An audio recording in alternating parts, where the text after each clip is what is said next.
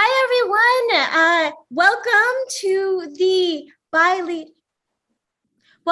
Bi Leaders Exploring the Past, Present, and Future of the Bi Community. My name is Giovanni Espiritu, and I'm an actor and filmmaker, but I am here to introduce the most amazing people. It's an international panel across the globe, but the very first person that I want to introduce is Mayor Lauren Meister, who is going to welcome us to this panel. Oh, thank you so much. And I want to welcome everyone here for this incredible conversation and for these people who have come here to talk about our bi visibility and how important it is in our community. And I just thank you so much for being here. I want to introduce my colleague, Councilmember John Erickson, and take it away, John. Thank you so much, Mayor. It's second day on the job. Here we go. We just made sure that her and Councilmember Seppi Shine were Mayor and Mayor Pro Tem last night. It's great to be here with you all. I know so many of you.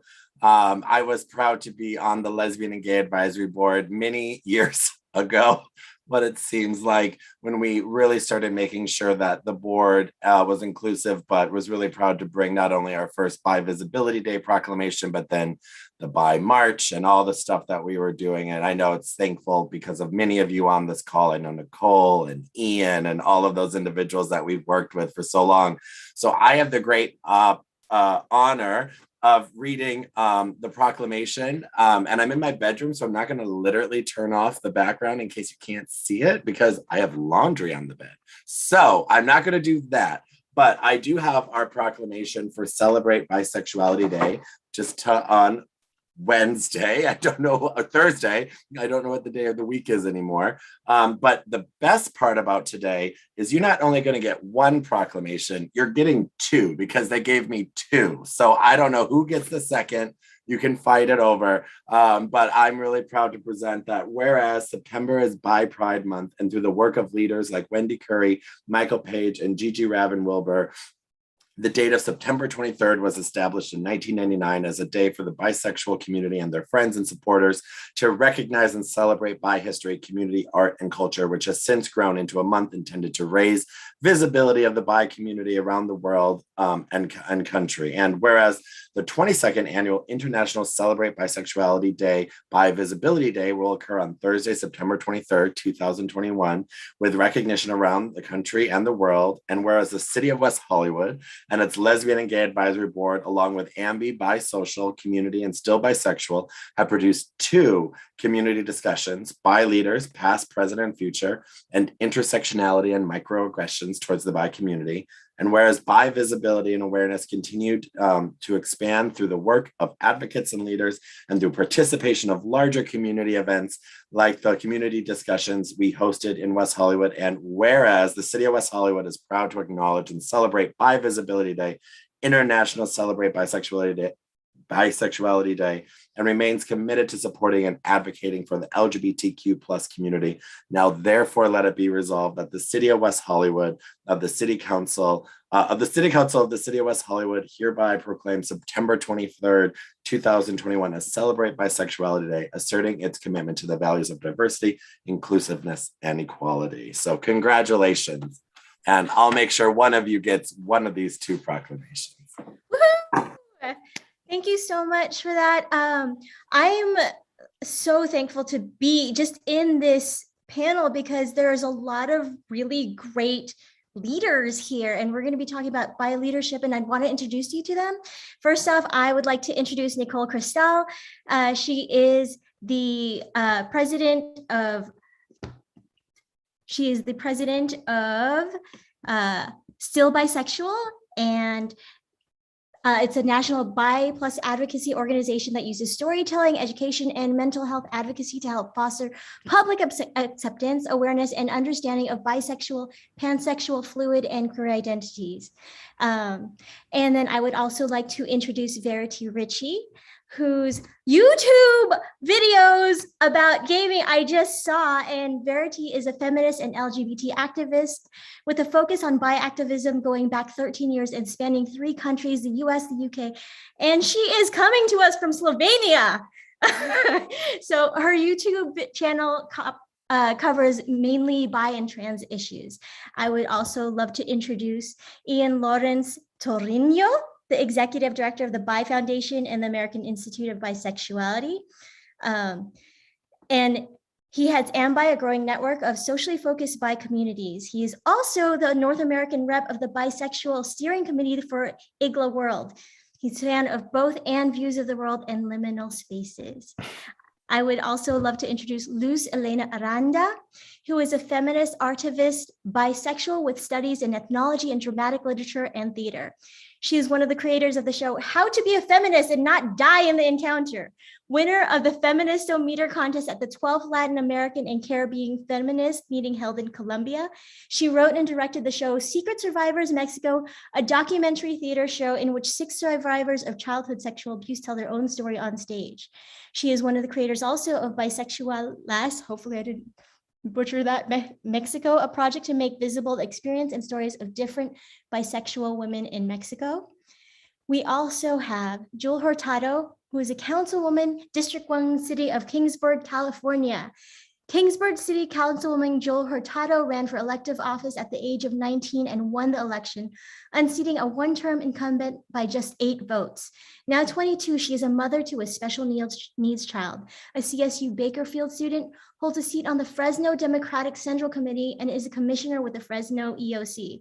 Her passion lies in creating safe spaces for youth, members of the LGBTQ+, and doing so without leaving behind our rural communities. Her goal is to empower young people and show them that their voices matter and that they have the power to make a difference.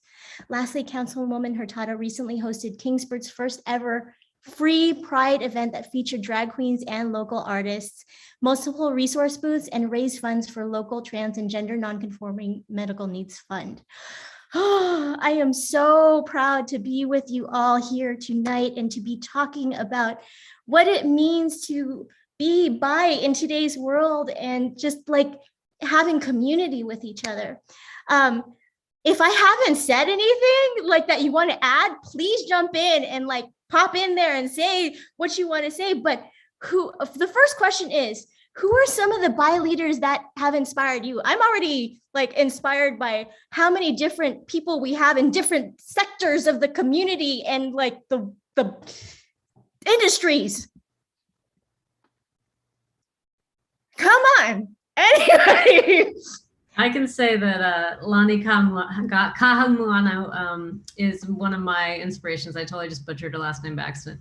But yeah, she wrote By Any Other Name, which is like I found at the gay bookstore like back in the day when that was all we had. And I was like, oh my God, it's a thing. Other bisexuals exist. This is amazing. And then I interviewed her for an article back then, and she's just been a mentor to me ever since. So.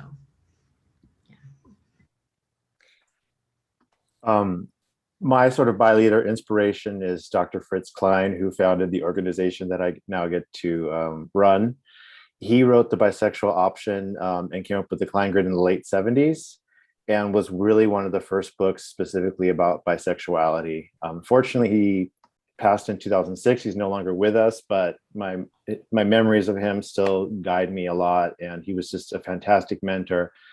And for him, it was really about the joy of bisexuality and the community. And he was really focused on that. I was so blessed that when I was first coming out, I just got to go right into this wonderful bi community. And I thought that was normal. I thought everywhere had that.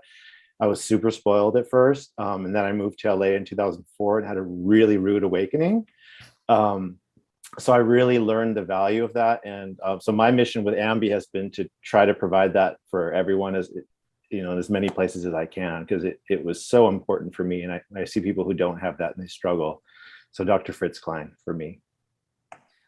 Fritz Klein also for me. Fritz Klein came to my university when I was 18, which I guess would have been about 2005, 2006, and did a talk.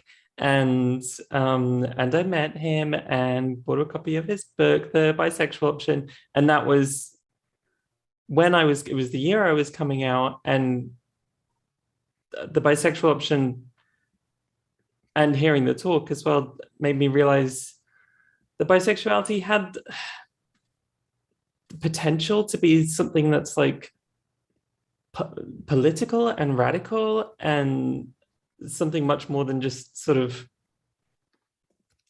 an awkward overlap of being straight and gay, I guess. So Fritz Klein was a big influence for me from the beginning. And more recently, I've been really inspired reading about like the San Francisco Bi Center and David Luria and Maggie Rubenstein and all those people who were making bi activism happen in the 1970s, because we just don't really have a sense of our history, and bisexuality doesn't like have the kind of mythology surrounding it that I think the gay community has. Sorry, it's my cat. Yes, done. And I want to jump in here to speak to that, because what you just said really resonates with me. There isn't this really bold history that's really out there as much as maybe same like for the just like lesbian or gay community. I've been out since I was 16 years old and I'm 22 now. And I still, off the top of my head, can only name a few bisexual people that are like maybe celebrities, or like I know like Frida Kahlo, because specifically I was really drawn to her because of her art. And, you know, she was a Latina feminist and disabled advocate and all those things. But as somebody, I would say baby bi, there's so much for me to learn. And it's really, I know I'm going to cry at some point on this panel. So I'm really, really excited to be here and thankful to hear that's a book I want to read, or that's a person I want to read about. And so I'm just really, really happy to be here. So I'm going to jump here. You can see my Frida Kahlo pin here. Of course, Frida Kahlo is an inspiration for everyone. And for me, because I am a Mexican bisexual, of course, Frida Kahlo is an inspiration. But I want to mention Josephine Baker. Josephine Baker was a dancer. She was a cabaret performer, vaudeville performer.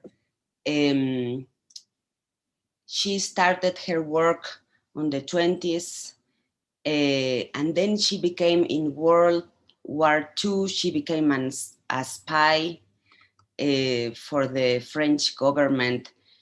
And she has this dance, and it's very crazy, and it's very political, and it's very strong. It's called the banana dance. And she used to go, she's Black, I have to say that, so she's Black, and she had this dance where she used just a little skirt made of bananas. And she made everyone crazy with the dance. She was an activist too, and she was bisexual. Of course, she never said, I am bisexual, but everyone knew that she I think she was married like 6 times with different men, but she always had a partner, a woman partner in her life. So if you can check Josephine Baker, you can see how strong that woman was. And it's not recent, but it's a very, very, very strong inspiration for me. I love that. Like for me, like artists were really important for my coming out. And my coming out, like my artist was Peaches. When they came out with the IU Here Together, Come On Baby, Let's Go, that song, like IU She, that was the first time where I was like, it's a thing, you know, and it's real and it's valid. And so I know it's not, I'm going to be looking up all of these books and like Josephine Baker and all these like classy things, but like just inherently who we are is very political, and anything like it feels anytime I see an artist that embraces their bisexuality, it makes me feel okay with myself. And I totally feel you, Jewel, like I'm going to cry sometime on this.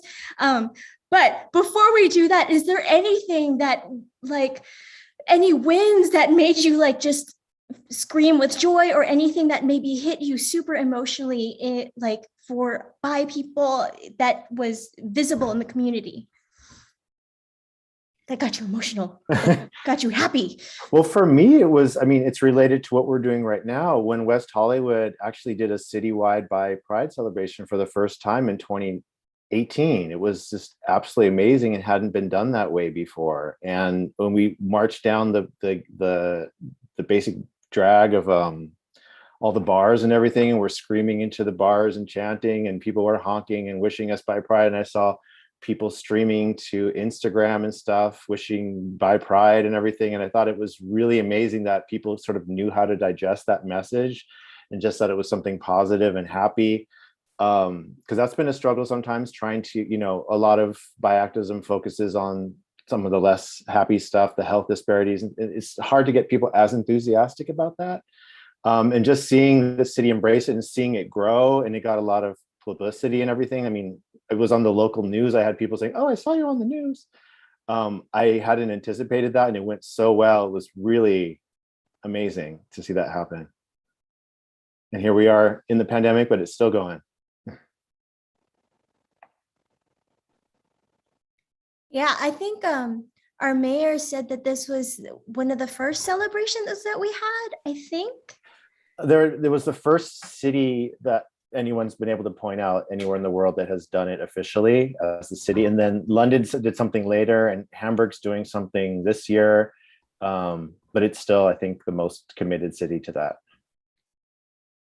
I love it. Can I call on people and just be like, Jewel, like what made you just go yes? I was just about to go next, so that's I felt it. each other. So one of my really good friends, his name is Alex Lee, and he is 25 years old, and he is California's first openly bisexual state legislator. And to me, that hit. I was like, yeah, because I'm in politics, right? I do the political thing, and I remember thinking, am I gonna have to be the first open bisexual state legislator one day? No, he got there. Like he's doing it, and that for me is such a huge win because you know, once again, like around my age, bisexual here in California, and I was honestly super surprised. But that I believe that was back in 2020 that he won. So now we've connected and we're really good friends. But for me, that was a huge win because, you know, more bi representation is important. It made me smile. And Lucy, you were talking about Josephine Baker's dancing. Anybody else too that made you scream with joy or like made your heart flutter or, you know? Yeah, like people, like I remember one time, like 2 years ago, maybe 3 years ago, but yeah, maybe 3 years ago, because last year I don't count it because the pandemic, so I get confused. But 3 years ago, I was in Brazil in a meeting that meeting didn't have anything to do with LGBTI, nothing, right? So it was a meeting about, we were writing a book about hate speeches, religious things, anti-rights, new movements, etc., etc. So we were there at the first day, and we were like, I don't know, maybe like 30 people there, and you had to introduce yourself.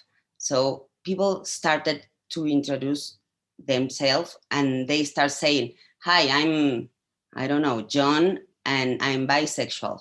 And I was like, okay, that's weird in this context, but that's fine.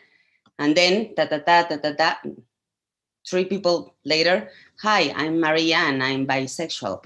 And suddenly at that moment, at that room, everyone who was bisexual said it out loud. Like it was like this need to say, I am bisexual, right? So for me, that was like all my skin were like crazy. And I was like, of course, this is our moment, because everyone is feeling across the world the need to say that we are bisexual out loud and to say that we exist, even if you are not talking about LGBTIQ plus rights or whatever. We were talking about whatever, and you felt the need to say, I am bisexual. With no shame too. I think that's amazing. Verity, did you want to go and say what your like yes yummy moments were? it's all really dorky stuff for me, like Doctor love Who the and dorky stuff. Torchwood, you know. Yeah, it's so weird because, like, obviously anytime there's like a same-sex marriage law gets passed somewhere, that's like a big win for us, but like it's not considered a win for us. And then it will only be a win if someone uses the word bisexual somewhere in that context, somewhere in the world. So it so often ends up being about the sort of moments of visibility. And when I was 18 and I was just coming out, Doctor Who suddenly became very bisexual. Obviously, I'm a Doctor Who nerd. And Doctor Who suddenly became very bisexual and had this bisexual spin-off, Torchwood. And that was so empowering for me to have that moment where I was coming out, and then suddenly I felt like TV for the first time was making bisexuals the like superheroes. And that never happened before. And now it's like not that weird. If like watching Loki. like yeah, Loki, like Legends of Tomorrow, all this stuff, like it's become more normalized. But in 2006, that was happening, it seemed like, for the first time to me. And I had only seen bisexual representation as something really unpleasant before then. So it was that those were my first moments of joy of like, wow, okay, I could be a fucking time traveling superhero. I mean, not Yes, really, you but can. you know. No, I'm gonna see hold that myself in vision. that. I Yeah. love the little small moments because like it's not dorky at all. Like one of my little moments is like, and I'm probably going to date myself with this, but like, do you guys remember when MySpace had that little box where you could check bi on it? That was like, I'm real. You know? Nicole, did you want to join in with any of your moments that made you scream with joy before we actually go into the struggles of like what it's, if we've had any struggles or any microaggressions that we faced in the community? I was just going to say that when people finally started knowing what the flag was, that just kind of blew my mind. Like that culturally people could know what this thing was when it was only just the people in our tiny little community who knew what it was, like, for so long. And now you have like famous performers dancing on stage with the bi pride flag, and like the fact that that's like become something people know about, and the colors and all of that. Like I never thought that would happen. I know that's cynical, but like I just didn't know it would ever get to the point that it's gotten to. And it's just really exciting to me that people know our community and we have that, you know.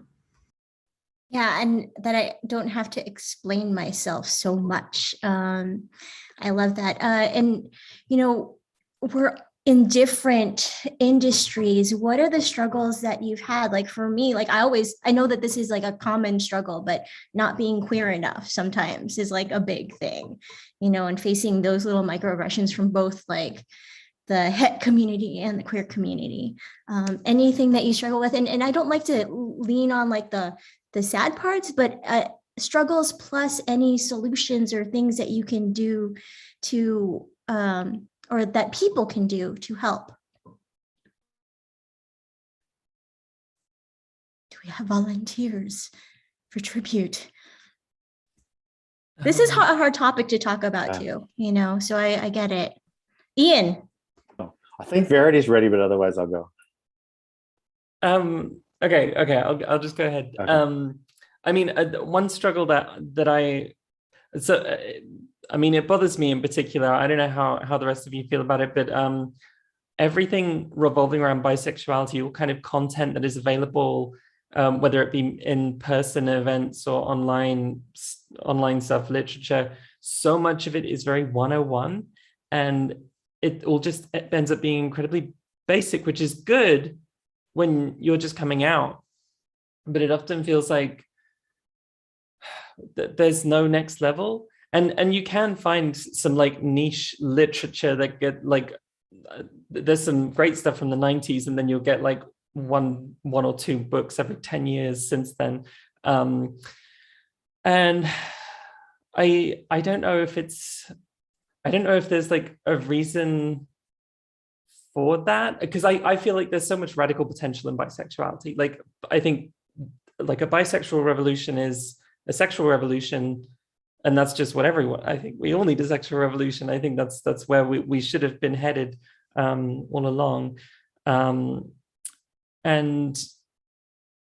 but I don't know, I think maybe our movement gets kind of neutered in a way. I think that can be kind of beneficial to like visibility and representation is going to go much better as long as the system to which we are a threat doesn't feel threatened. So yeah, so does that make sense? Yeah, I mean, like, I feel like we need more representation in media in general. And the more that, you know, we have people that are out, that it's like, we're here and we're good. And, you know, like, and the stories that are going to be told will have more depth to them.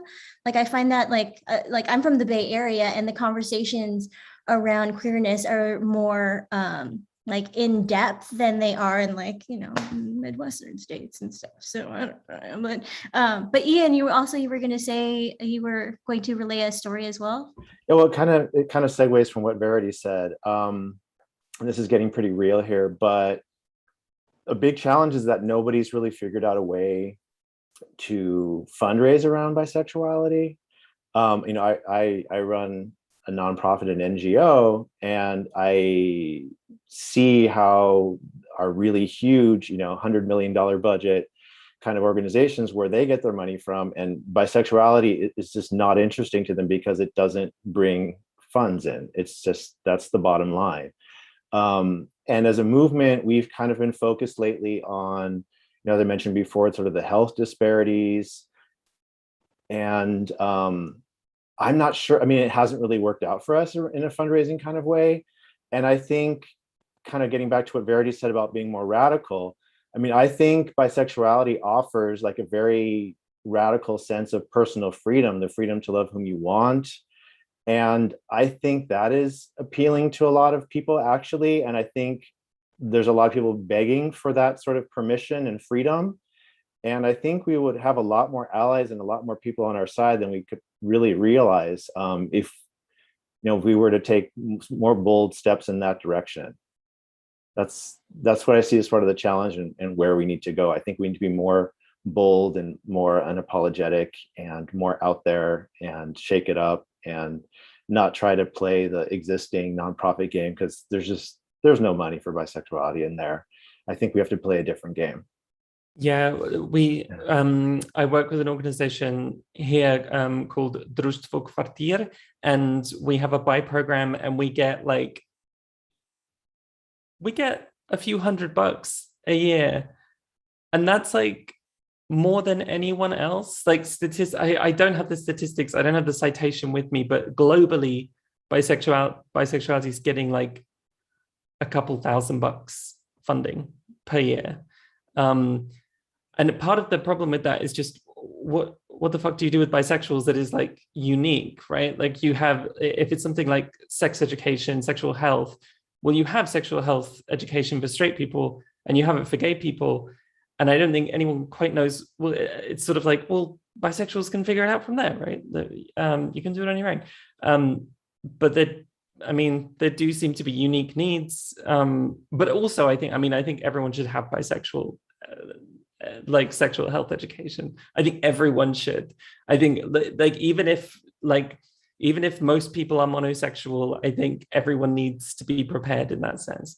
But yeah, funding is fun. I think one of the biggest struggles, sorry to interrupt, is the stigma that keeps people from coming out. So we only have like 19% of bisexuals out to the closest people in their lives. And that's because, you know, they don't feel like they have safe spaces in the straight or gay community. And so because of that stigma, a lot of people think we just don't exist and we don't engage in community. So that's a reason not to put energy into the bi community, when if we kind of overcame the stigma, then more people would come out and it wouldn't be such an issue.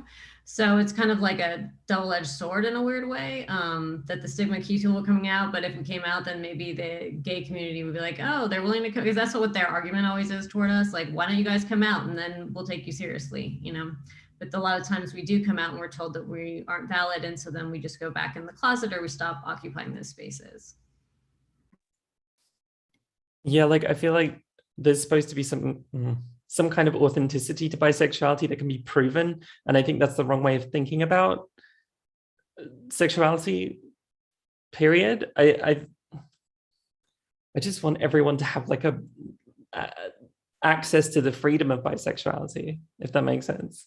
That's so much of what bisexuality to me is just like absolute freedom. I never have to feel any pressure one way or the other. I still feel the pressure sometimes to kind of like push a monosexual narrative on myself, but yeah, lost that train of thought, but I hope it made sense. Well, I think.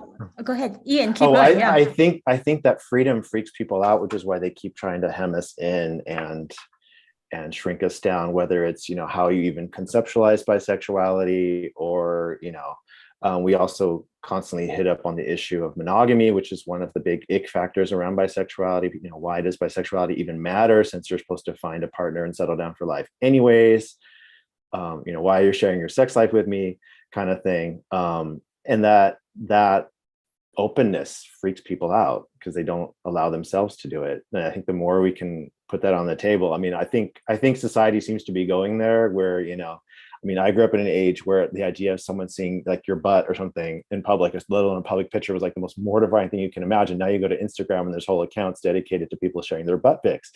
So I think we're going to a more open world, but we'll see. Yeah, now I'm losing my train of thought too, but. And Lucy, you're gonna say one of the struggles that you were having. I think visibility is gonna help us all, just on like just in so many different ways. But Luz, please. Yeah, I just was going to say it's like the journey of explanation, over explanation. You have to over explain yourself. Like personally, I have to explain a lot why I am bisexual to my friends, to my family, to some partners, right? And when you have a project or you have an idea and you are looking for funds to make it real, you have to over explain why the idea it is important, why it is value, why it's like at the beginning you receive a doubt, like a big question mark, right? So it's like, for me, it's like the journey of course, coming out over and over again, and then over explain the reasons why you are not lesbian enough or heterosexual enough or nothing enough, right? So it's like a hard journey because it looks like it never ends.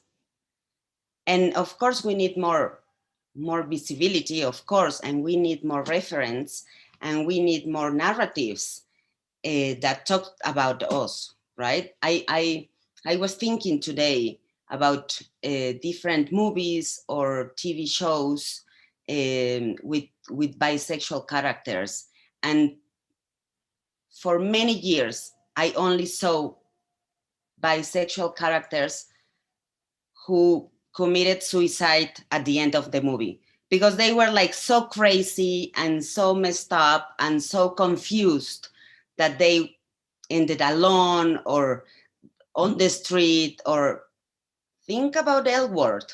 For me, L Word, long time ago, it was like a crazy thing, right? It was like, okay, we are going to see everything we are not seeing on the TV, on the shows. And then you have one bisexual, and then at the end of the show and the end of the series, she killed herself. And it's like, why are we ending like this? Hopefully, we'll have more representation. I mean, I always try to tell, my students to write, because we need to see more representation just across the board, all over the place, and have happy endings to things as well. And also, like, we need to have the funding not only for the bi programs, but also for the bi media, which is where I am at, trying to write stories and be a filmmaker and do this thing. Thankfully, a lot of the a lot of the characters I played are bi, but then sometimes it falls into the trap of being like slutty bi, you know? Yeah. But yeah, we need more media. Yeah, on and that. just to finish my comment, at this 2 years ago, it was like L word generation Q, and I was like, okay, they are going to do better this time, right? No one bisexual. It was like, okay. Which is why we're doing panels like this to Yes. increase the visibility. Totally, yes. Right. I now, like, I kind of want to know what, to get off of like the struggles, like what are your personal proud moments in the community, or, you know, just something that you're proud about? Any achievements like your company has done, or, you know, like. If I may, okay. Yeah. One of the things for me, I mean, going back to Fritz Klein, so after he passed, we had a site bisexual.org, which we've now combined with bi.org. But it kind of had lost its way because it originally existed when there was no internet. I mean, there wasn't internet, obviously, where there was no like social media. So it had like forums and discussion groups and personals ads. And oh, and by the way, it's the 25th anniversary of bi.org, our website. You should check it out.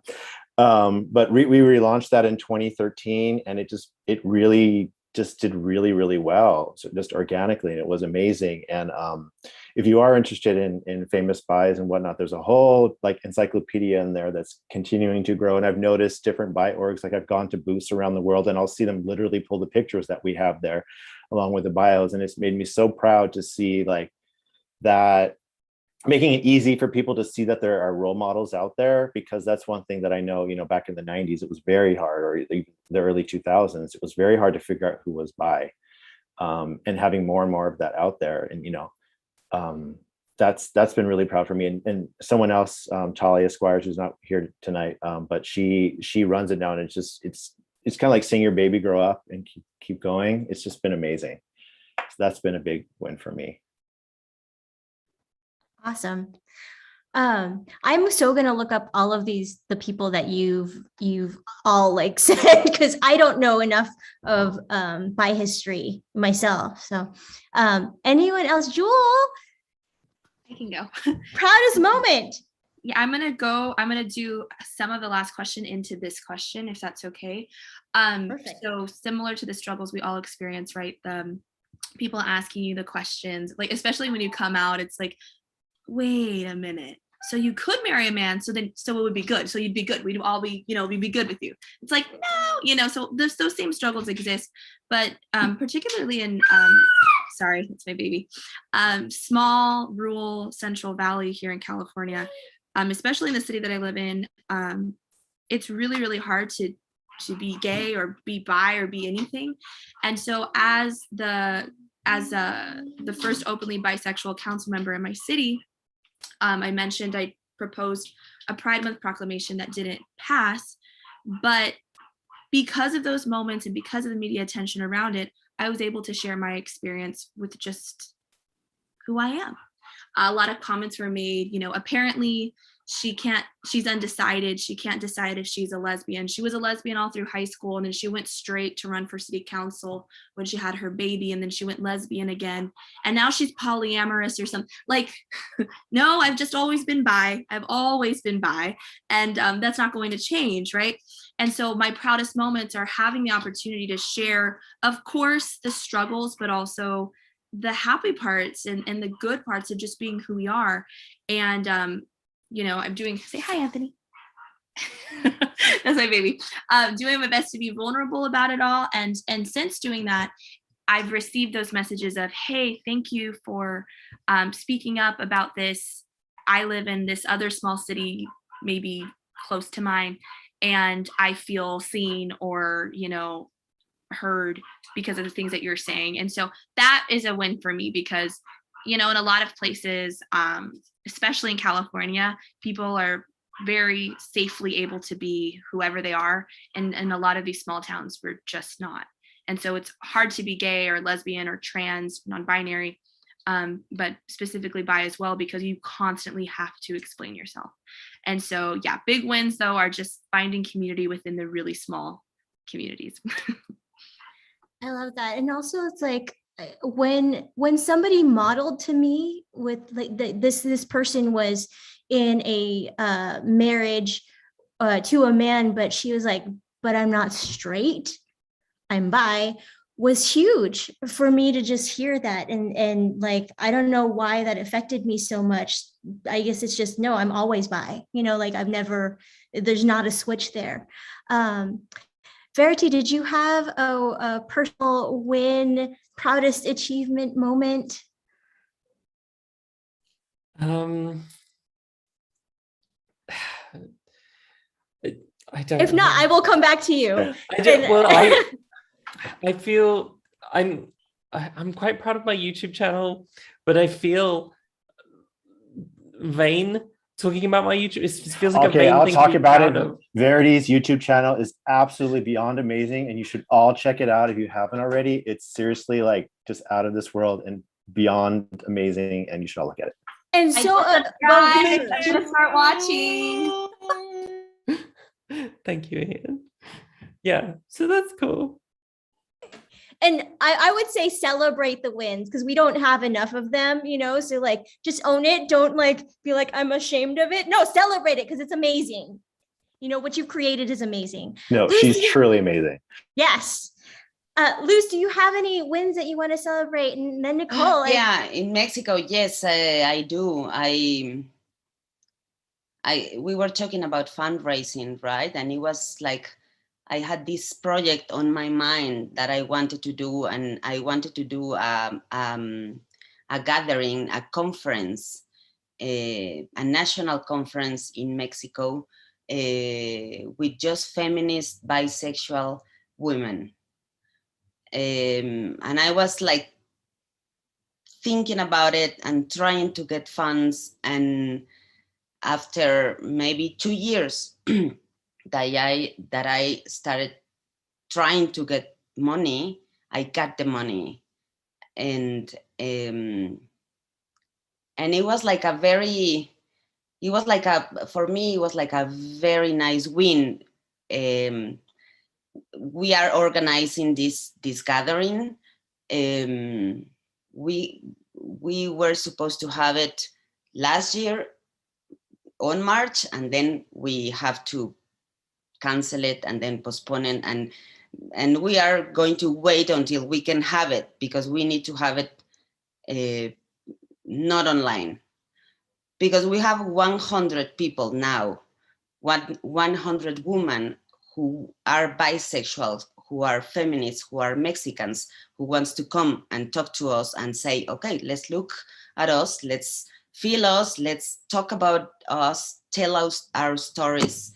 And it's like everyone is waiting, like, okay, we are not doing this online, okay? So we are going to wait until we can see each other and talk about us, because this is the first time something like this happens in Mexico. So that's for me is like a very big win. Congratulations on that. Nicole, did you want to share a win for you, and also like start our conversation on what bi visibility means, and maybe what you want to see in the future, like put those like little intentions out into the air as well? I would say that a win for me was just when I created Still Bisexual, and we had people not only start to participate and tell their own stories of how they came to accept their bisexuality. And you can see our videos at stillbisexual.com. We have over 110 videos of people talking about how they came to realize they were bi, and the obstacles they faced, or the support they received, and then how they came to accept themselves. And now we have 110 videos from around the world, which is really exciting to me.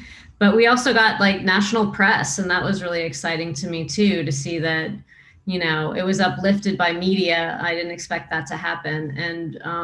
And that we were uplifted by people at big platforms on Twitter, and that helped get the word out, and just that it could build as sort of a movement. I was really proud of that and really excited about that, because it just started with 3 videos in my living room. So that would be my personal thing that I'm proud of.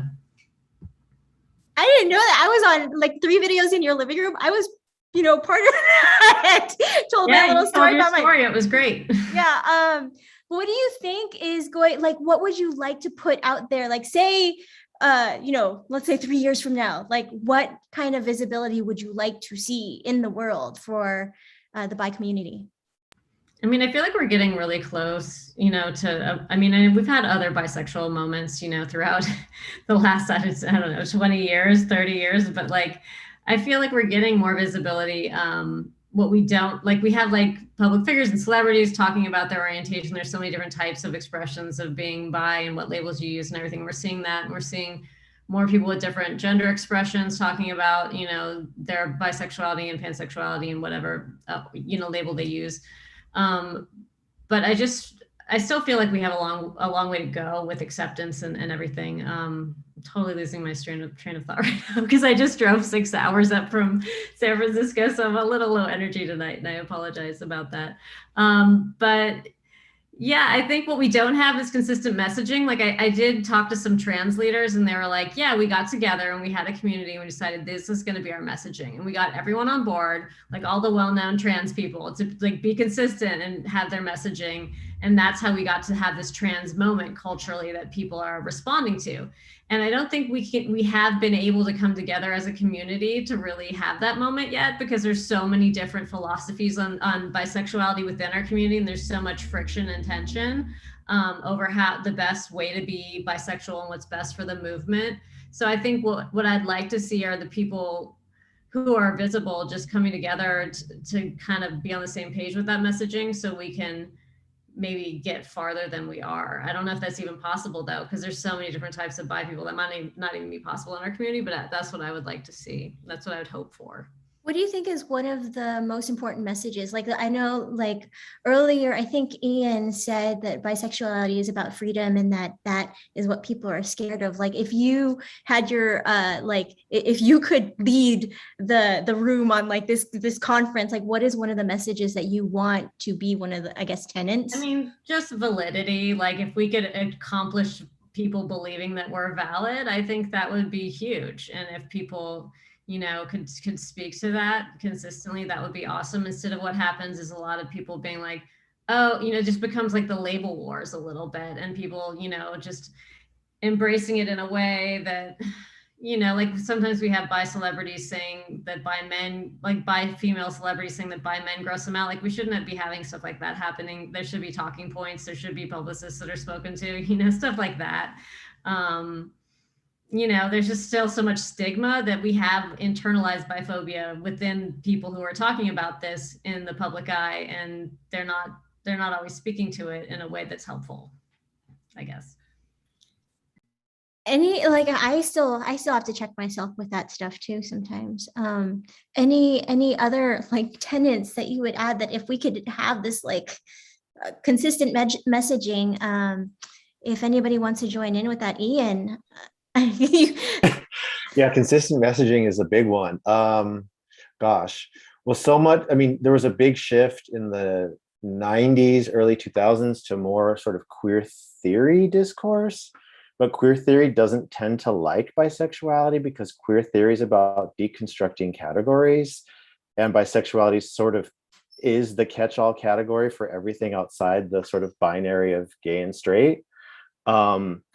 And I think we've pandered a bit too much to that, rather than just, like I said before, being boldly ourselves. And like, I think we're like one level beyond like tearing down binaries. We are the end result of tearing down binaries, in a sense, where, that freedom again, where we've gotten rid of those two safe little boxes. And I think we should just really own that and be bold about it. That would go a really long way. But yeah, it's going to be hard to get folks to get on board. It's one of those proverbial herding cat situations, but I think we're slowly get there. We just need our own version of Nas X. We have Cardi B, but she's not doing anything explicitly bi just yet, although she's tweeting about being bi and using the bi word, so that's been amazing. But we'll see. Gotcha. I don't know. This might just be geo brain, but I feel like there's no wrong way to be bi. And that's what it means when you take off the little boxes. You can do whatever, but that's scary for people. They like to understand things and pin it down. What is that thing that people fear what they don't understand? That too. Yes. So by Utopia, if we could get good messaging out into the world, Luz or Verity or Jewel, if you wanna. I don't know. For me, it's like I have a son. He has 6 years old and he's starting to read. So he's reading everything. Like the words are like appearing in front of him, right? So I have a notebook where I write, and I have a sticker, a very big sticker that says bisexual. So he came once and he was like, bisexual. What is that, Mom? And I explained it like very easy, like it's a possibility to love different people, men, women. And he was like, are you bisexual? And I was like, yes, I am. And he was like, okay, do you want to play with me? And I was like, yes, let's go play. For me, that's visibility, and that's the message. Like every kid, girl, boy, in every house can read that word, and you can explain what that word means. Jewel, would you like to add anything? I see you nodding over there, like being like, yes. Thank you so much for sharing that story. I was told when I came out by somebody very close to me that as a mother one day, because we all know you're going to marry a man, as a mother one day, you are not going to want your children to know that you're bisexual. You're going to be seen as promiscuous, and other words were used. And because during that phase in your life, you're going to be, it's just a phase. You're going to get through it. And you don't want your kids to know about this, let alone will you ever be able to run for office, which was hilarious because here I am. But also here I am, have a baby. And so thank you for sharing that story, because my son's going to know that his mom is bi. And guess what? I'm not ashamed of that. It's just who I am. And he's going to be whoever he's going to be. So thank you for sharing that. I know that was not the question. For me, yes, I totally agree with what's been said about this consistent messaging, and also that there is no wrong way to be bi. A lot of people questioned me when I dated my most recent partner because they are non-binary. And so, yeah, that question was, well, are you pan now? Or are you something else? I'm like, well, it's been inclusive of trans and non-binary people forever. But, there, once again, there's no wrong way to be bi. Well, you have to change it now, you're pan. And I'm like, So it's just that same, like, I hope for a day when, you can just kind of be, and there doesn't really have to be, I'm a proud bisexual, but you don't have to consistently label yourself like every 5 minutes to everybody. Just want to be normal, just want to be regular. And valid. Like we're all valid. Verity, did you want to put your thoughts out there about what what are your hopes about, what visibility could be and what it means?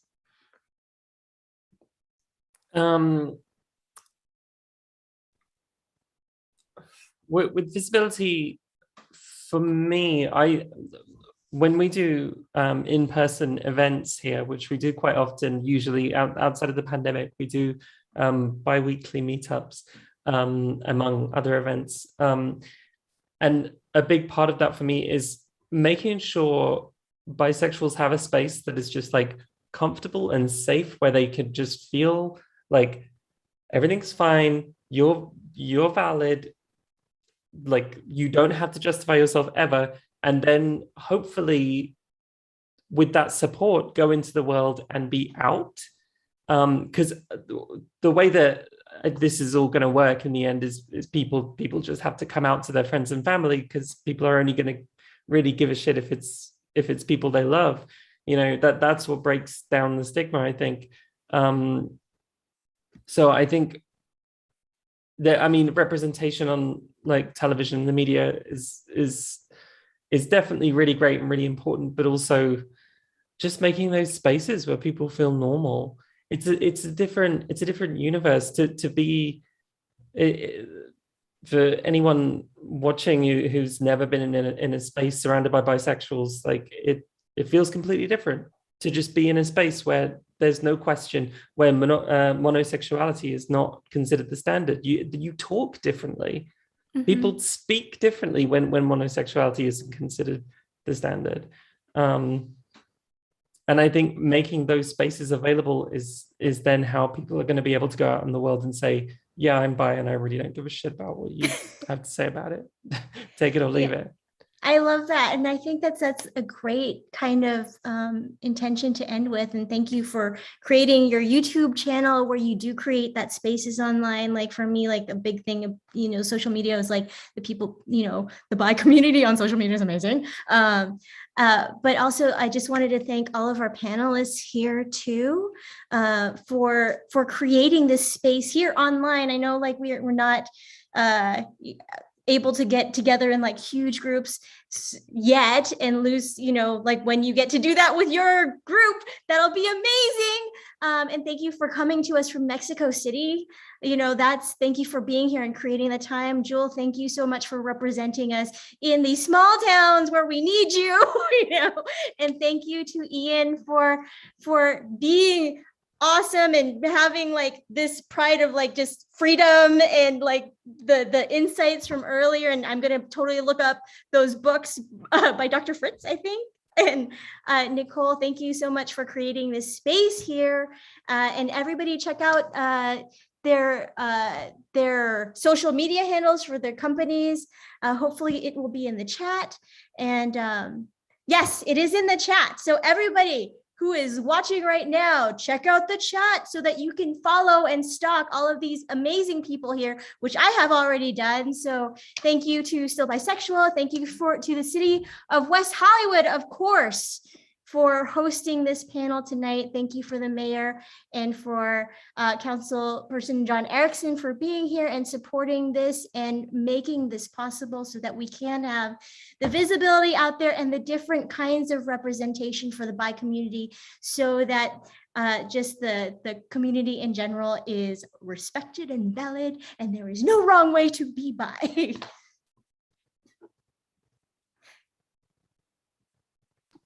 Thank you. Bye. Thanks so much, everyone. Bye. Adios. Bye. Adios. Thank you. Bye. And if anybody has any last words, totally on here. We do have a little chat room. So Stephanie says, thank you to the panelists. I appreciate you sharing your time, experience, and energy with us today. You did an amazing job. We are so grateful for you. Stephanie, thank you so much for being here. David, thank you so much for being here. Yeah. And yes, check out Verity's YouTube channel because she's amazing. Oh, I think I just sent it to the panelists. Hang on. There we go. I think it's there. Yes. Yes. Oh, yeah, but it's just doing it to wrong. hosts and panelists. So I think I got it out. Okay. Yes, please, if you want to watch stuff. Yes, you should. Everybody should. Oh. So stalk everybody. Our panelists information is in the chat room. So thank you everybody for being here, panelists and audience and City of West Hollywood. Thank you, thank you, thank you. Take care, everybody. Have a good night.